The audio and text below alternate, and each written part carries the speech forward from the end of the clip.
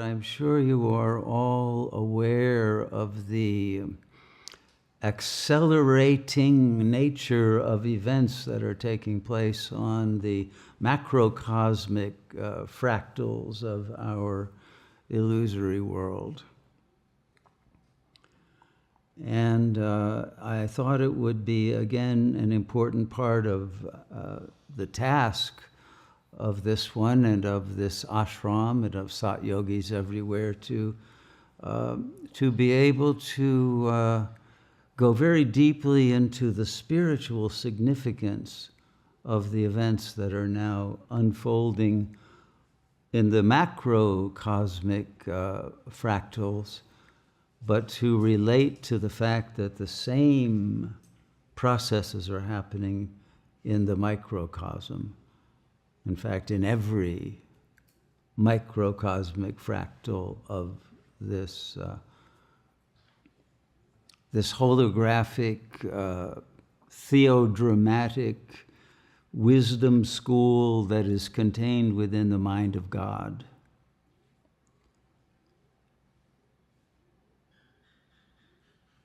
And contained in a way so that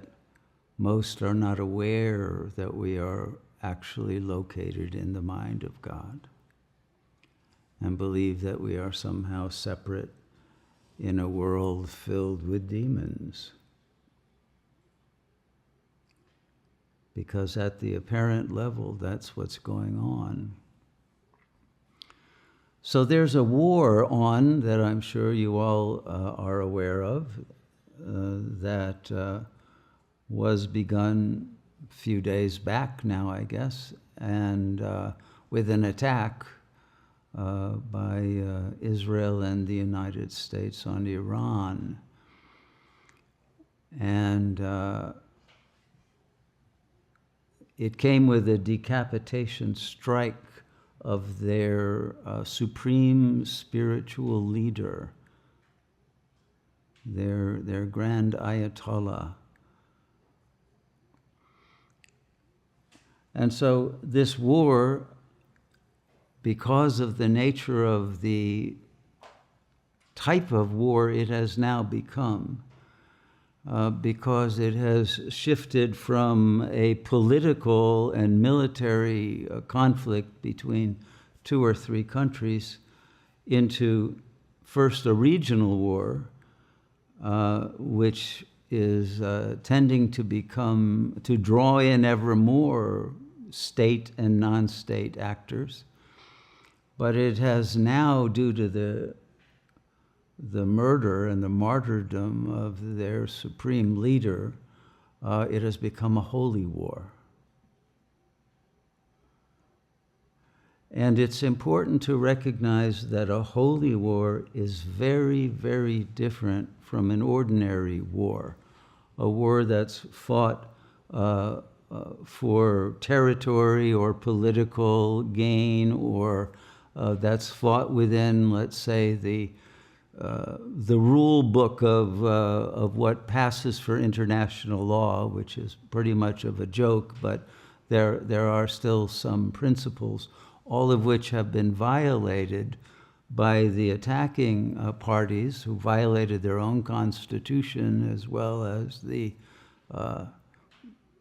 norms of international behavior, especially by great powers and their responsibility to be keepers of the peace. So we have on the one side what seems to, I think, most observers in the world to be a rather unholy war. And there's a huge psychological difference between those who are willing to fight and die for Allah and those who are sent to fight for someone who has recently been unmasked as involved in demonic activities, and whose actions have not been in accord with sane and diplomatic forthrightness and credibility as desiring to bring about a fair balance that can support an ongoing structure of peace and commerce. So we have a moment in which a war that might have ended in a ceasefire or some kind of negotiated settlement can no longer end that way. It's now a fight to the death. And it has set in motion a much larger set of powers, because now it's not a war of Iran versus other countries, it's a war of Shia Islam. And it could soon become a war of Islam as a whole against the infidels. And this could lead very quickly and easily to the overthrow of a number of very weak, minority-ruled, somewhat tyrannical regimes in the region. And of course, we have seen that the initiative in this war has shifted from the attackers now to the Iranian side, because they are the ones who are now escalating in the attack on, 27 bases. And I think, was it today already, they knocked down 3 F-16s or 15s in Kuwait, which means that they have received top-of-the-line air defense missiles. So we see a country that is not only extremely powerful and able to shut the Strait of Hormuz, and the other strait has already been shut, I think, by the Yemenis again. And we have oil prices going up, and there has already begun to be attacks on the oil production facilities of Saudi Arabia and other countries. And so it's very likely that the price of oil, gas, and natural gas, because Qatar has stopped producing it since they were attacked, and they're running scared because when the oil prices go over 100, the global economy, the wheels will come off very quickly. And in addition to that, of course, we have a situation where Israel is being mercilessly battered now by some very advanced missiles that are not able to be intercepted. And this is seemingly something that is not only continuing but escalating, so that the people in Israel are running constantly to air raid shelters, and the reservists have been called up. So factories and businesses don't have the workers that they need. The whole economy is going to go into, or already in, paralysis. And the spread of this war, now bringing in Hezbollah and other actors, is very likely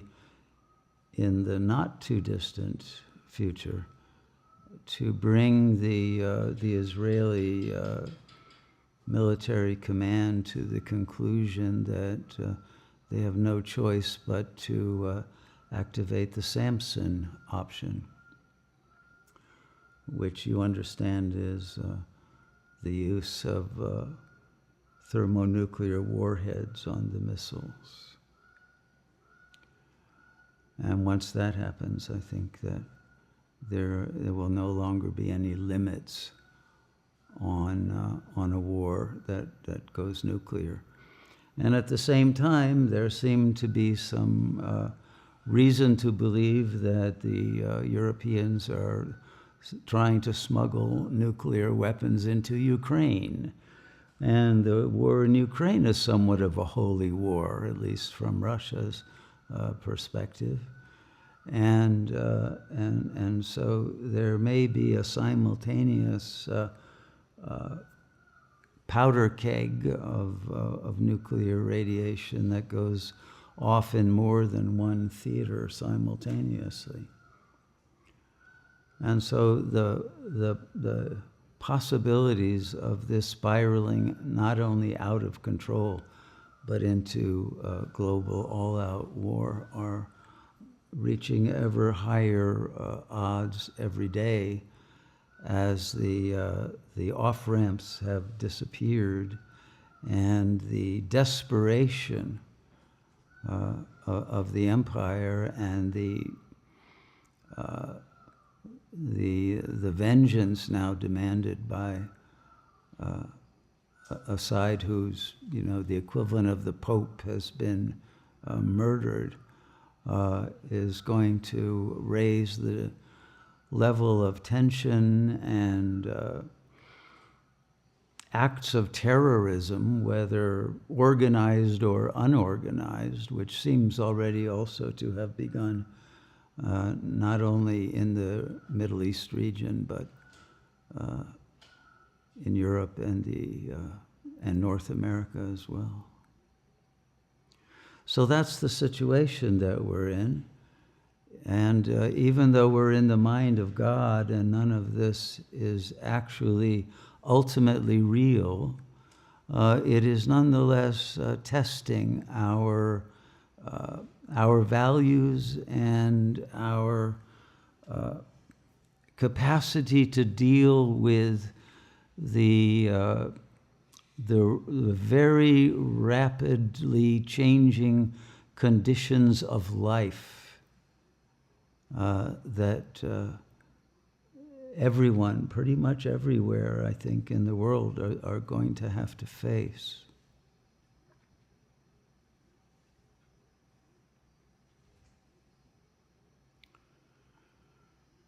And all of this is only a very small part of the total picture of what's going on, but it's what's grabbing the headlines now. So let's now bring all of that externalized mapping of the terrain now, and let's look at how this is replicated in the microcosm. And so the first theme that I think is common to both is what I will call the exposure of weakness. Because it's the weakness of the empire that has been now revealed. And even though they still talk tough and seemingly even tougher than before, but their threats no longer intimidate. They're laughable, because what's happening actually in the field is a complete a failure of nerve and a failure of loyalty to systems that have lost whatever legitimacy of authority they used to have. And the psychological effects on those who had been committed to the defense of those political entities are now very likely to be withdrawn. And so you have a kind of hollowing out of the willpower of the beings who are fighting for existence and for a stability of consciousness that can sustain its poise, its confidence, and its capacity to think clearly and coherently in the face of extreme pressures. But because the same conflicts between a holy and an unholy force that we can observe externally, we have that same kind of conflict between the ego and the soul. And within the ego itself, between the conscious and the shadow in the unconscious that is now erupting. So that the extreme polarization of the forces of light and darkness, not simply distributed between two political or military blocks, but that infiltrate every block, because every fractal will have that same kind of conflict between corruptibility and divinity. And so there is a testing of the metal of every being that will become ever more severe as the conditions take away the options that many people have taken for granted that they had in their lives in regard to the freedom to travel and the freedom to function economically and to be able to feel safe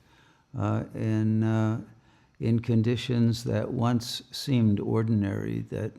perhaps no longer will. And as the forces become ever more weaponized and more parties are drawn into it, then the amount of chaos and the nature of how that chaos will spill over into every domain of life will become something that, unless one has achieved self-realization, I think it will be very difficult to live without massive anxiety and confusion and a regression to very primitive levels of ego consciousness, because that's what tends to happen under those kinds of pressures. When the internal drive conflict has become deadlocked.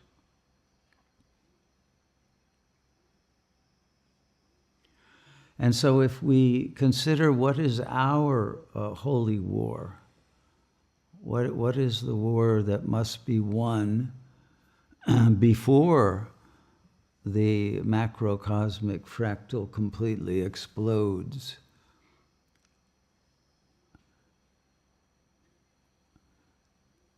And it would have to be the defeat of that which is disconnected from God, disconnected from the self, and that has become desperate in its need to sustain a kind of control and normalcy that is no longer possible, and even an ability to communicate in ways that will soon not be possible. And so the moment of truth is coming when there will be no choice between the upper death drive and the lower, between ego death and the coming apart of the consciousness into an internal chaos that is no longer able to function. And so the exposure of weakness is an exposure of weakness that one did not know one had. It's not simply the exposure of someone else's weakness, right, that we're talking about. Most people think they're a lot more stable and steady than they really are. And when push comes to shove, the fragility of the ego will be exposed.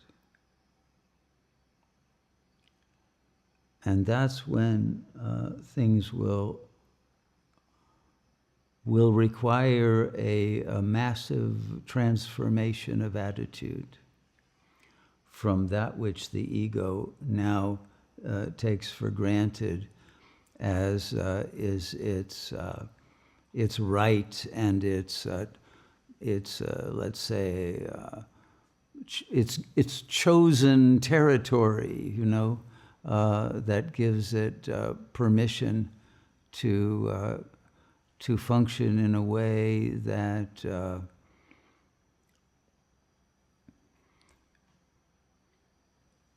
that it is either in avoidance of compassion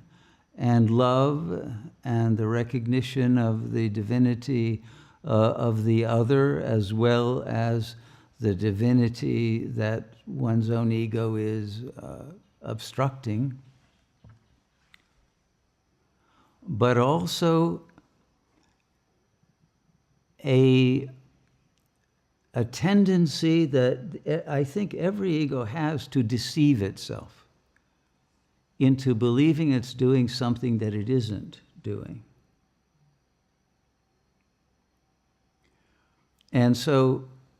it can believe it's in a state of, let's say, karma yoga, when it's actually only in karma. And the yoga is not anything but an imaginary version, because the disconnect is not there, but it soothes the ego to believe that its actions are, in fact,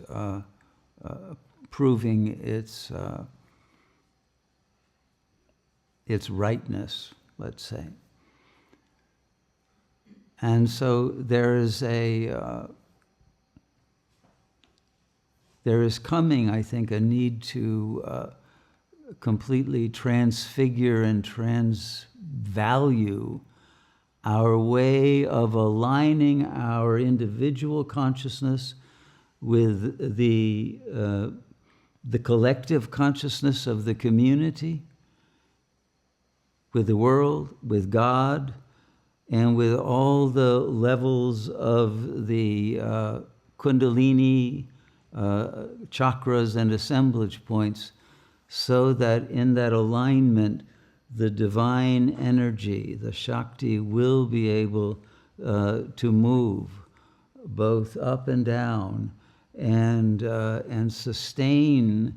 every being within that divine pillar of light from which we have actually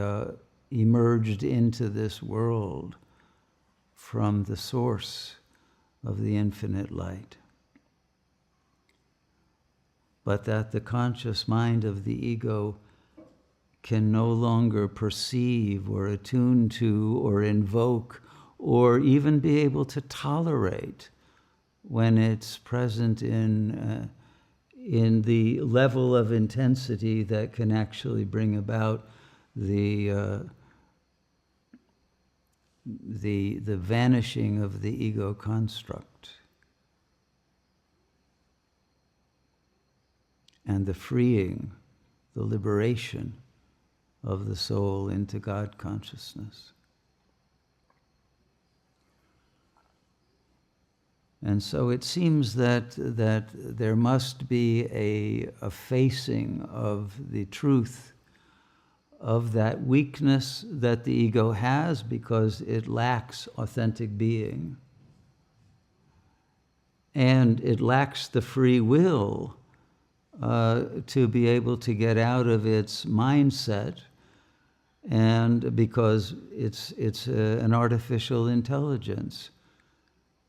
But the ego has been trained to vampirically feed off of the energy of the soul and to appropriate whatever energy of goodness, of love, of beauty, of wisdom can be downloaded or received, and appropriate it and distort it and use it in the service of soothing and inflating the ego consciousness. And it is this kind of activity that will no longer produce the kind of result that the ego needs to sustain its stability, because its delusions are now so far out of line with the reality that is now coming into manifestation that it will not be able to adapt and to renounce that which is no longer possible,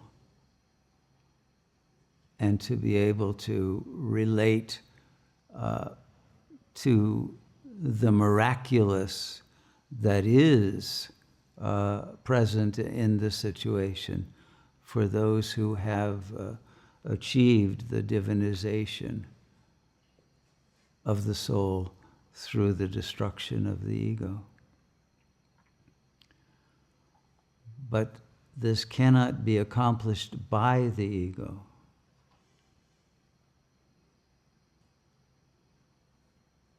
And because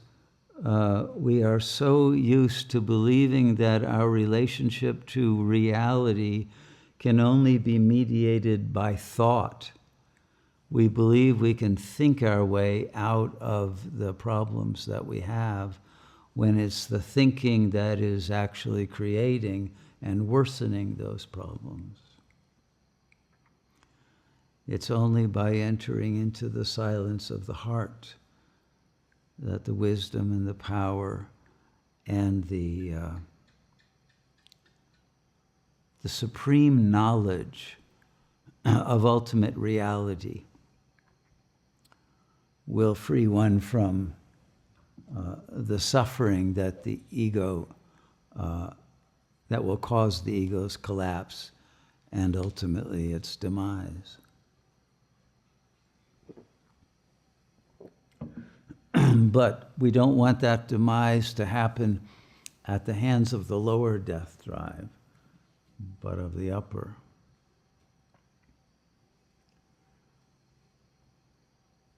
So it seems that this may be one of the last moments we have in relative normalcy before all of this breaks the system and creates an unprecedented kind of situation that will require a rededication and recommitment, if the commitment had even been made before, either to the realization of the self or the surrender to the self. As Sri Ramana says, you have two possible ways: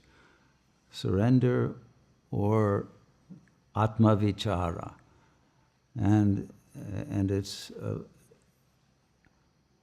very likely that surrender is the only practical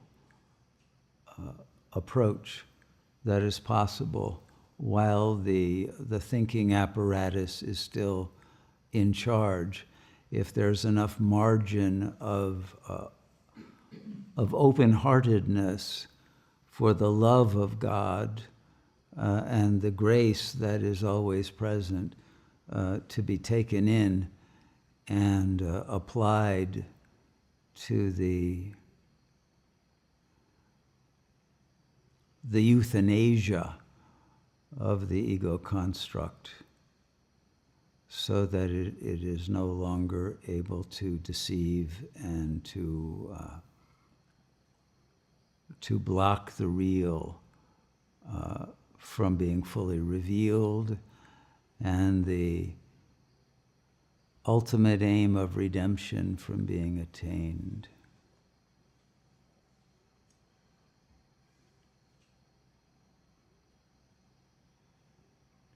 So that's the sit rep from this perspective, and I hope it's useful to you to focus your attention not on the news. It's probably useful to be aware of how far it's gone in a summary form, but focus inwardly, because the need of the moment is the overcoming of the ego's obstruction of the power of God to literally save our souls from our own ego self-sabotage.